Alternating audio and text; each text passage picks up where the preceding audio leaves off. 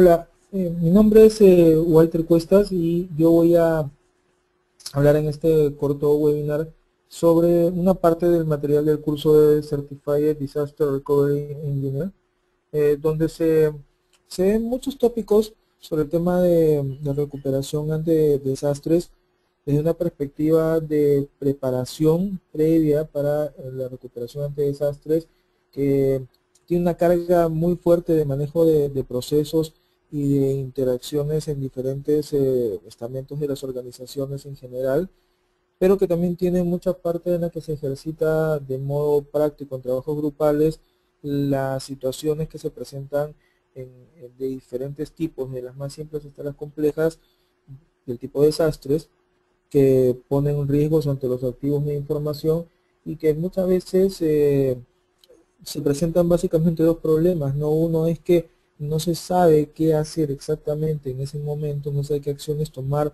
de manera ordenada, cómo reaccionar en ese momento, cómo hacer algo para detener el ataque o repelerlo, o sencillamente mitigarlo, a tomar algunas acciones que pueden ser tecnológicas o no, para hacer que estos ataques no generen tanto problema dentro de la organización, que no representen tanto riesgo para nuestros activos de información, pero también la otra parte que termina siendo el complemento complicado de manejar.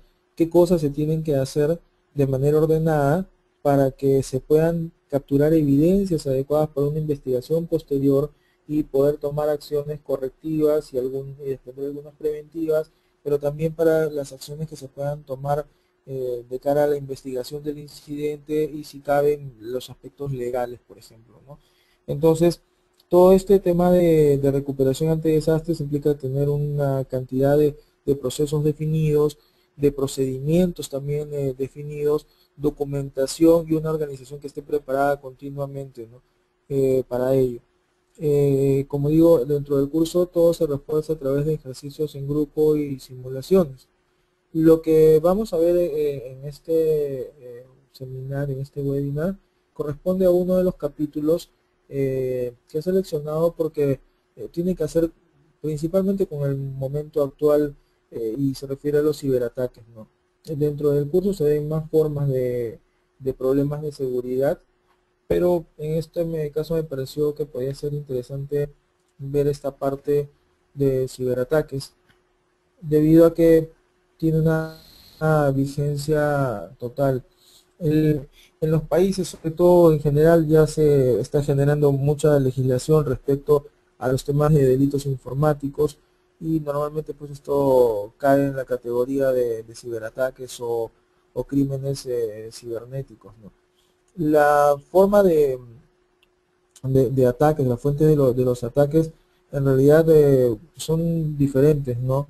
Sin embargo, hace unos años uno pensaba que normalmente los ataques provenían de organizaciones netamente criminales o probablemente de jóvenes que estaban haciendo algo de investigación y estos jóvenes se convertían en un corto tiempo en hackers reconocidos, más allá del tema de definiciones de hackers, crackers, etcétera, etcétera.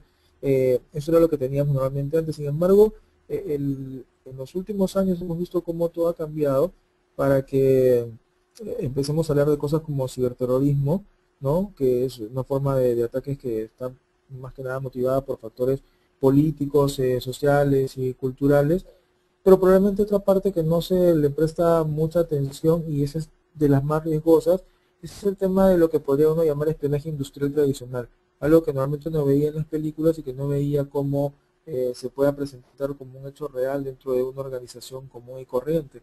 El tema es que en el medio en que vivimos hoy en día, en todo el mundo, es sumamente competitivo, la información es sumamente valiosa para cualquiera. De hecho, siempre en temas de seguridad de la información, lo más importante es tener bien claro el tema de los activos de información, ¿no? Haber hecho el tradicional inventario y clasificación de activos de información y el análisis de riesgos sobre ellos. Eso impone una serie de retos que incluso parte de ellos se tratan de orientar dentro de este curso de CDRE, porque el determinar cuáles son los activos de la información de la organización implica, entre otras cosas, conocer dónde están esos activos de información dentro de los procesos que se manejan en la organización. Y si los procesos en la organización no están adecuadamente manejados, si no cuentan con documentación, si no son mantenidos adecuadamente, entonces no va a haber una identificación buena de cuáles son los activos de información y por lo tanto estas labores no van a conseguir hacerse de manera efectiva. Entonces, esto es relevante para organizaciones de cualquier tipo y de cualquier tamaño y los ciberataques van en ese sentido. Lo que normalmente ocurre también cuando se producen ciberataques es que las organizaciones a veces no saben que se están produciendo y cuando saben, por lo general prefieren no comentar mucho al respecto porque hay divulgación de información, porque ahí está la razón por la cual se dejó de prestar un servicio determinado y ante las explicaciones concretas y objetivas normalmente encontramos el problema y la razón de ser de entrenamientos como este. Si hubiesen estado preparados adecuadamente para recuperarse ante los desastres, los daños hubiesen sido menores, probablemente, ¿no? Y hubiesen reaccionado de mejor manera y entonces no tendrían por qué estar ocultando las cosas. A pesar de que normalmente uno habla que la seguridad interna es la que es principalmente o en mayor porcentaje violentada, de hecho Intranet sigue siendo el punto de ataque más utilizado, ¿no? Internamente sí siguen existiendo las mismas cosas de siempre, sin embargo el mundo de Internet y la necesidad de la gente de interactuar desde dentro de las redes con el resto del mundo es lo que hace que cada vez se quiebre más esa barrera entre red interna y red externa, ¿no? Entonces, normalmente se ha pensado pues que a través de Internet solamente se pueden hacer ataques a los servidores, por ejemplo, ¿no? Pero hace años también vimos que los ataques se dan fuertemente a nivel de los usuarios internos de los servicios, lo que se conoce como ataques del lado cliente. Y de hecho, formas de ataque como las de APT, de Advanced Persistent Threat, van más por ese camino. Eh, la, no hay una estadística tampoco clara de cómo se producen estos ciberataques y porcentajes. Hay estadísticas por todos lados, ¿no? Pero eso corresponde a estudios que pueden estar atendiendo a ciertos tipos de empresas, a ciertos segmentos. Lo que sí es claro es que cada vez más los ataques están apuntando hacia cosas que realmente sean relevantes, no solamente para un grupo de personas, sino grandes comunidades. De hecho, podrían estar afectando ciudades y países por completo cuando se trata de afectar a los servicios que atienden normalmente a estos ciudadanos. Eso que se ha visto desde películas como Duro de Matar 4.0, por ejemplo, y varias más, es una realidad en lo que se busca en ataques, ¿no? De hecho, una de las formas de ataque iniciales o que determinaron que se empiece a hacer más popular el tema de APT fueron los ataques a los sistemas SCADA a través de Stuxnet. Y estos sistemas SCADA normalmente pues son los que están atendiendo, sí, desde servicios, por ejemplo, en una minera, hasta también servicios de distribución de agua, por ejemplo, ¿no? Servicios de distribución de energía, monitoreando y controlando el dispendio de este tipo de servicios. Es por eso que resultan relevantes para este tipo de ataques. Uno puede estar preparado de más de una forma, ¿no? O sea, por ejemplo, si se pierde energía en alguna ciudad durante una semana, dependiendo de dónde está la ciudad, pueden existir cosas que van desde gente que se quede sin trabajar, o sea, detener la ciudad, puede haber también, por la ausencia de calor, gente que pueda morir, de repente criaturas, puede impactarse los servicios de emergencia, por ejemplo, si se tiene una ciudad donde tiene que controlarse tráfico aéreo y de cualquier tipo en general también va a estar interrumpido. Pueden tener algunos backup, pero no van a durar por siempre. Entonces, en una situación de este tipo, el no estar preparado determina que existe un caos, que es el que genera más daño. Eh, Algunas cosas que son importantes es que el hecho de estar preparados para estos ataques nos lleva también a conocer lo que ocurre en nuestro mundo a través del ciberterrorismo. Tanto en Estados Unidos como en Europa y Latinoamérica ya se ha presentado más de un caso donde grupos terroristas están utilizando fuertemente la tecnología. Y es que no es que se han convertido en expertos en tecnología, sino que la tecnología está al alcance de todos hoy en día y siempre tratando de poner las cosas de una manera muy sencilla. Sin embargo, obviamente acá tenemos unos objetivos que son diferentes a los de un ciberataque de un delincuente tradicional, porque persiguen unos objetivos, en este caso básicamente políticos y algunas veces relacionados incluso al narcotráfico, ¿no? Hay legislación, ¿no?, en varios países al respecto, incluso se han formado organizaciones, lo más conocido obviamente es en el caso de Estados Unidos, que a partir del incidente de las Torres Gemelas es que han estado ya tomando más acciones en cuanto a legislación y en cuanto a la formación de organizaciones que estén monitoreando y tratando de controlar este tipo de ataques, ¿no? Entonces, hay alguna parte de esta legislación que permite tener convenios para proteger cosas que son vitales para todos, como las que se pueden ver acá en esta lámina, ¿no? Es un poco lo que se había mencionado antes. Eh, Algunas de las cosas que uno debe tener en cuenta es que las estructuras que se requieren para responder ante ciberataques no son muy distintas, esencialmente no son muy distintas si se trata de poder responder ante ciberataques con respecto a una organización, digamos, tipo financiera, como si puede ocurrir con un país completo. Eh, en general, lo que hay que tener es un orden, estar preparado con una definición clara de las acciones que se tienen que tomar ante los ataques, tener en cuenta que hay que desarrollar planes de continuidad y planes de contingencia, que hay que interactuar con diferentes tipos de organizaciones, hay que estar participando continuamente de las pruebas que se hagan de penetración, de los análisis de vulnerabilidades, para tomar esa información como un input para mejorar los planes que se están desarrollando.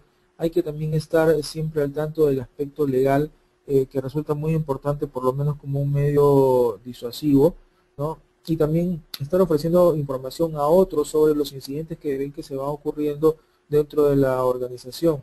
En general, la comunicación es vital desde la organización hacia el exterior y del exterior hacia la organización para poder responder de mejor manera, ¿no? Aquí juegan un papel muy importante, por ejemplo, los centros de atención de seguridad informática, ¿no? Eso resulta vital. Adicionalmente a eso, obviamente se trata de desplegar eh, mejor tecnología, de hacer uso de mejores protocolos que permiten tener mayor control sobre las comunicaciones. Eso es algo que resulta mm, muy obvio, pero que no siempre se hace. Eh, y luego la parte en la que siempre se va a incidir es el tema del entrenamiento. Acá el entrenamiento resulta sumamente importante porque no es solamente enviar a las personas a un curso, tanto los que hacen la gestión, digamos, de la recuperación ante desastres, como aquellos que son participantes, que son todos los miembros de una organización, sino mantener a la gente monitoreada, mantener a la gente informada, mantenerla preparada continuamente. Y eso implica que incluso quienes se dedican a la gestión de la recuperación ante desastres también estén continuamente simulando escenarios de ataques que permitan reaccionar, literalmente hacer simulacros. Lo mismo que ocurre en el mundo, no sé, geológico, voy a llamarlo de esta manera, cuando en los países que con frecuencia ocurren sismos, se empiezan a generar simulacros a diferentes horas del día con una buena frecuencia, una o dos veces al mes. Se generan también simulacros por tsunamis, y el objetivo es que en algún momento determinado la gente está más acostumbrada a las reacciones que debe tener, las reacciones adecuadas que debe tener ante estas circunstancias. En este caso, sobre todo en la parte de ciberataques, ocurre exactamente lo mismo, ¿no? El desarrollo de estos escenarios va a ser muy importante. Eh, en el resto de países que no son Estados Unidos, obviamente temas como los del FBI son un buen patrón de referencia, pero no es algo que sea un indicador necesario de cómo están funcionando las autoridades en cada uno de nuestros países, ¿no? Lo que sí es cierto es que hay una idea de que sí puede afectarse a la gente con los ciberataques. Eh, por ejemplo, acá hay una encuesta, ¿no?, de cómo se espera que se produzcan los ataques, ¿no? O sea, ciberataques de gran escala, ¿no? Y vemos, por ejemplo, que acá hay unos tiempos de esperar que se produzcan en menos de 2 años, de 2 a 5 años, ¿no? Y quiénes son los que van a lanzar estos ciberataques. Y en un caso vemos que se espera que sean lanzados por militares y en otro caso por terroristas. El tema de conflictos entre países definitivamente también se ha llevado hacia esto, ¿no? O sea, hace tiempo que venimos escuchando de que los conflictos entre países no son solamente entre armas convencionales o armas desarrolladas tecnológicamente, sino que involucran mucho de computadoras y hackers de todos los bandos que puedan haber. Algo que a veces puede sonar como película, realmente toca probarlo en escenarios reales y hasta ahora no hay mucha evidencia que se pueda ver al respecto que sea totalmente fiable, ¿no? Y creíble. Luego, ¿cómo se considera, por ejemplo, que se está preparado para los ciberataques? Esto es un poco de estadísticas, ¿no? Sobre todo ataques que estén dados a gran escala a nivel de organizaciones y países. Como digo, las estadísticas siempre pueden ayudar de alguna manera, pero no es una estadística general por todas las organizaciones que puedan haber y por todos los tipos de comunidades que puedan haber. Lo que sí es cierto es que, como decía, las organizaciones tienen que estar preparadas y realizar esfuerzos, ¿no? Para que de alguna manera se pueda estar generando problemas en la infraestructura que manejan y dañar los activos de información. Estos planes de recuperación ante desastres deben estar considerando entonces tanto la parte externa como interna, ¿no? Y normalmente cuando los ataques son más exitosos es una combinación de ambas, ¿no? De ambas perspectivas. Eso es algo que todo el mundo sabe, pero que por ejemplo pocas veces se implementa en los planes de recuperación ante desastres, que terminan normalmente no considerando la parte de ciberataques y viendo solamente la parte de centros de datos, copias de seguridad y las protecciones más elementales que puedan dar de la seguridad de perímetro hacia Internet. En este caso, para poder apoyar el desarrollo de estos planes de recuperación de desastres respecto a ciberataques, se trata, por ejemplo, de desarrollar políticas de seguridad que permitan a manejar adecuadamente las operaciones referidas a los sistemas y el uso adecuado de estos sistemas, el uso permitido de estos sistemas, ¿no? Pero también implementar ciertas medidas y políticas que ayuden a proteger estos sistemas, que esto sobre todo tiene más sentido si es que contamos con las propias medidas de protección de cada software de base, ¿no? Las que me puede ofrecer el sistema operativo, las que me puede ofrecer el servidor de aplicaciones, el motor de base de datos, entrenar a los empleados, por ejemplo, o sea, de las cosas que ocurren de manera clásica, ¿no? Se produce un incidente y se detecta el incidente y cómo deben reaccionar los empleados, desconectar el equipo, no desconectarlo, tratar de buscar de inmediato quién es el atacante y ver de contraatacar. Hay un montón de cosas acá que se requieren definir a un nivel técnico como parte de la recuperación ante desastres.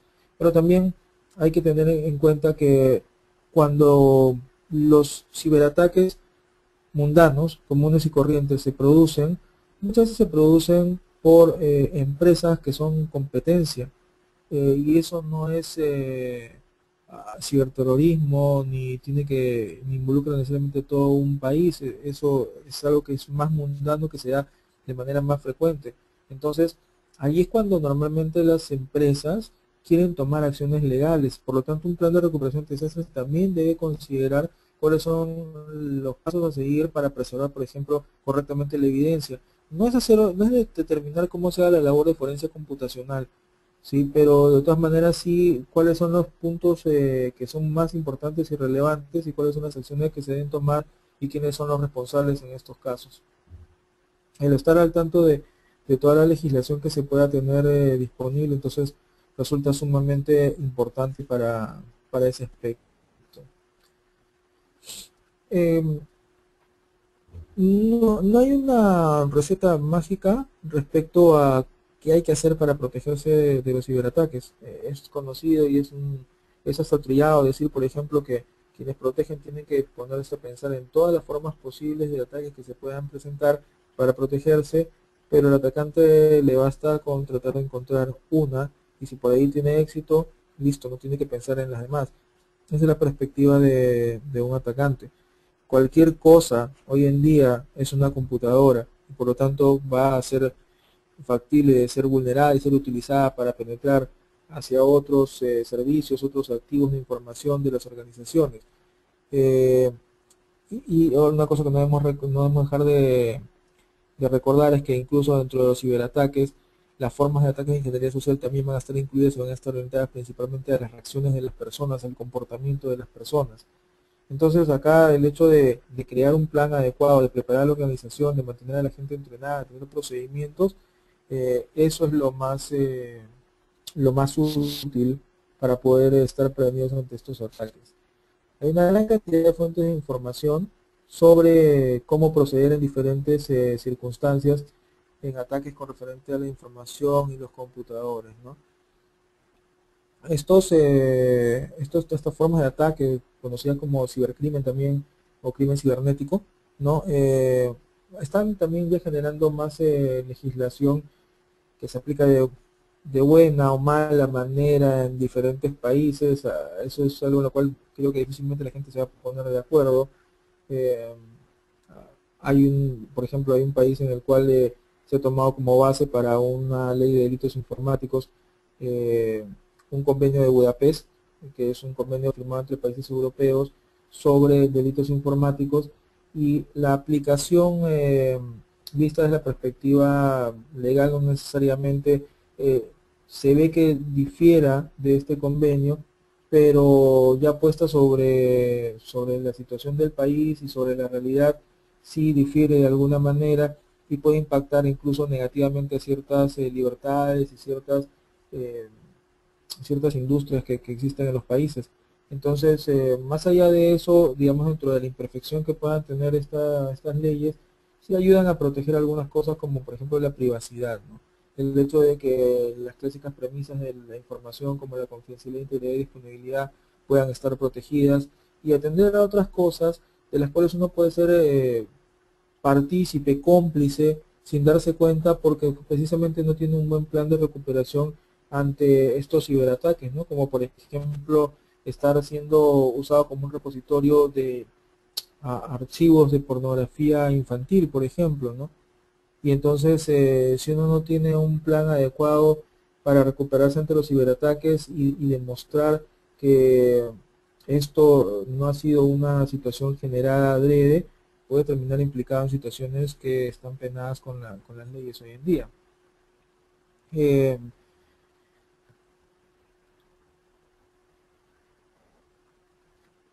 Finalmente, ¿cómo es que uno puede tener un resumen de todo esto?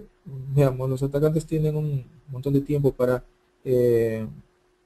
ver sus ataques, para efectuar sus ataques, no tienen una limitación en ese sentido, mientras que ese no es el mismo tiempo que tienen aquellos que se encargan de proteger los sistemas de cómputo. Eh, Todos sabemos que Internet no estuvo pensado nunca en base a ser una red segura, ¿no?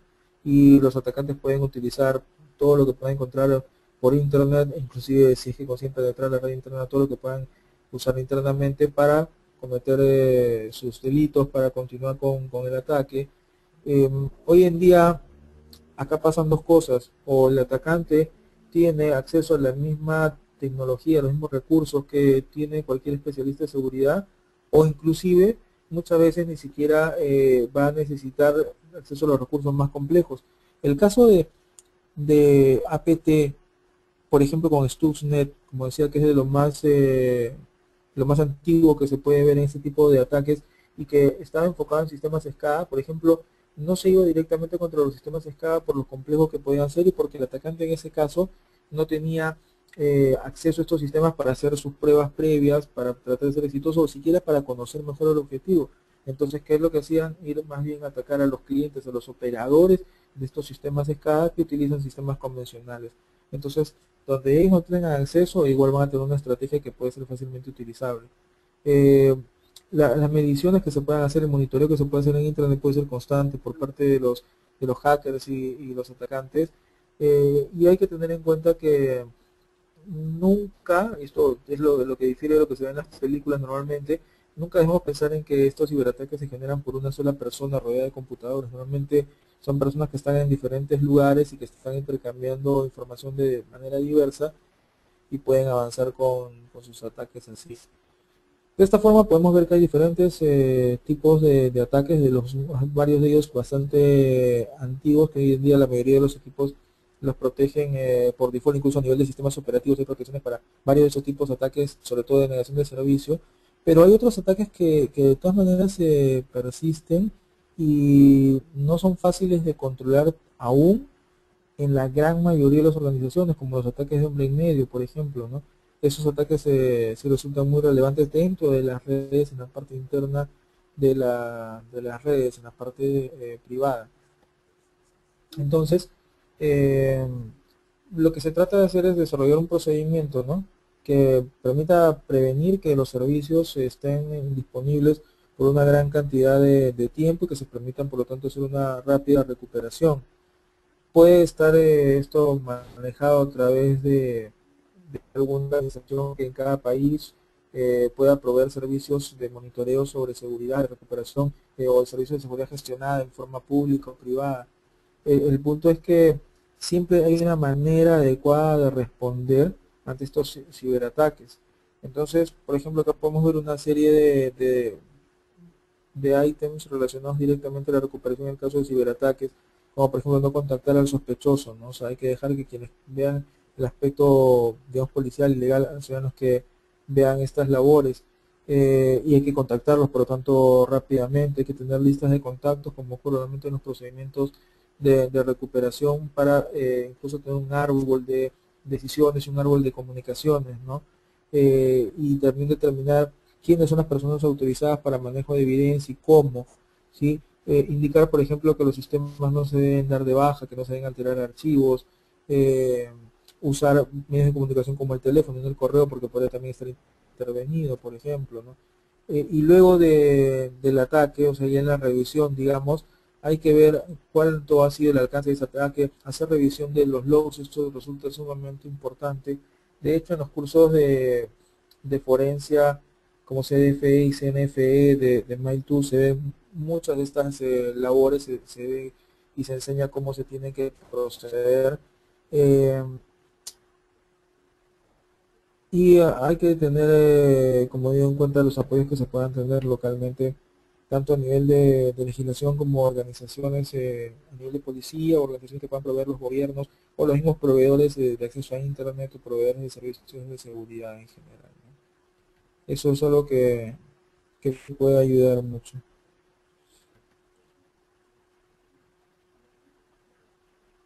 Luego, otra cosa que también resulta importante es la determinación del impacto económico que puede tener este ataque o la intrusión que se haya producido, ¿no? Entonces, acá hay muchas cosas que normalmente no se perciben fácilmente, pero dividiéndolas en lo que haya tenido impacto de manera inmediata o a corto y largo plazo, se puede tener un mejor análisis de los mismos y ver cómo es que ha impactado tanto a nivel de costos de reparación de sistemas o de actualización de sistemas, cuánto se ha perdido de rentabilidad, o cómo se ha afectado esto al negocio respecto a clientes, por ejemplo, o proveedores, o cosas que suelen ser, por ejemplo, más importantes, la confiabilidad de la organización, o sea, qué tan fiable termina siendo la organización afectada para el resto de su comunidad. Esto obviamente uno lo puede analizar siempre en función de las tres premisas básicas de la seguridad: integridad, disponibilidad y confidencialidad.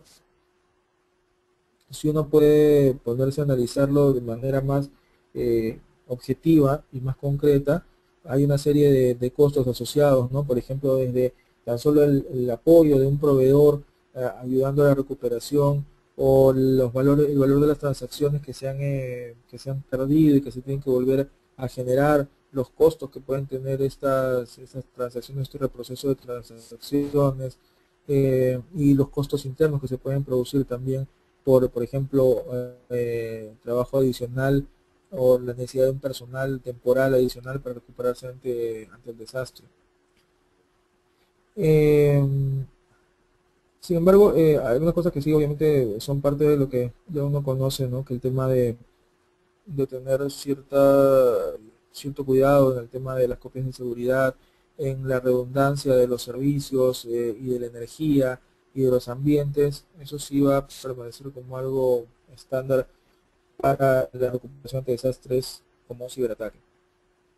Cada, cada, cada estamento de la organización, cada tipo de servicios obviamente también va a tener diferentes formas de recuperarse ante estos desastres y hay que tenerlos claramente identificados, ¿no?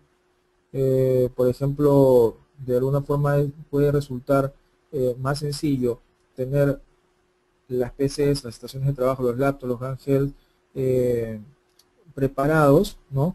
Si uno mantiene a las personas preparadas para que ellos obtengan sus copias de seguridad y las manejen de manera adecuada, ¿sí? Esto resulta mucho más útil. Uno puede pensar que no se debería delegar ese tipo de cosas a los usuarios finales, pero normalmente cuando se trata de hacer las copias de seguridad de los usuarios finales empiezan a surgir una serie de problemas como carencia de espacio para almacenar sus copias de seguridad, se genera a veces mucho tráfico y termina dejándose de lado todas estas copias, ¿no? Entonces lo que sí se puede hacer es agarrar y estandarizar algunas cosas, ¿no? Como cuáles son los medios, el ambiente, qué software utilizar, qué hardware utilizar para ese tipo de cosas, qué documentación se podría tener, pero por ahí que se tiene una mejor salida, ¿no? Eh, los grandes sistemas obviamente sí requieren algunas cosas adicionales, ¿no? Desde las fuentes de energía interrumpida hasta sitios alternos, inclusive podríamos estar hablando, ¿no? En este caso de sistemas que son de los más importantes o centrales en las organizaciones. Luego, algunas cosas que pueden también ayudar en el caso de ciberataques para prevenir que se pierda servicios por mucho tiempo es todo lo que puedan ser enlaces de backup, que se puedan tener varios proveedores de accesos a las redes, no solamente a internet, sino a las redes de área amplia que se puedan tener también. El tema de los radioenlaces, por ejemplo, es muy utilizado hace años para tener ese tipo de enlaces duplicados. Tener las redes segmentadas es otra cosa que resulta importante, y sistemas de detección y prevención de intrusos. Esas son cosas muy importantes.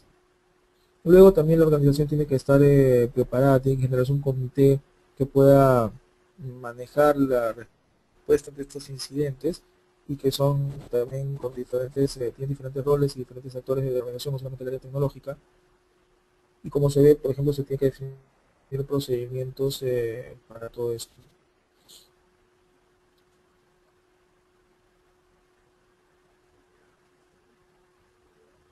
Acá hay unos puntos que me parecen sumamente importantes, ¿no? Como por ejemplo estos de que si una organización detecta y confirma que se ha producido una brecha de seguridad en sus sistemas, el siguiente paso es recolectar tanta información como se pueda acerca de la intrusión.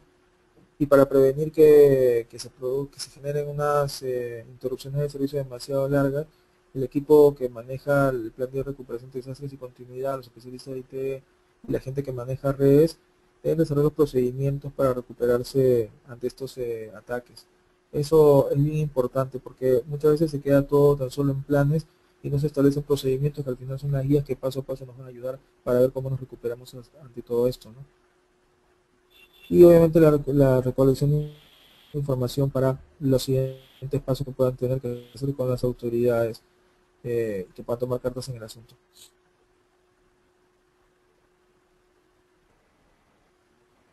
En resumen, hay que prestar atención a este tipo de desastres en particular.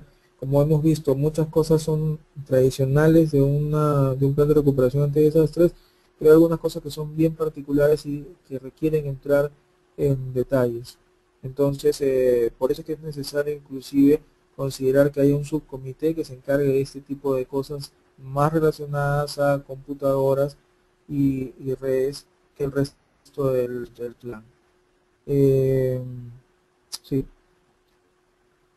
esa es la parte más importante. Y con esto concluimos este webinar. Muchas gracias.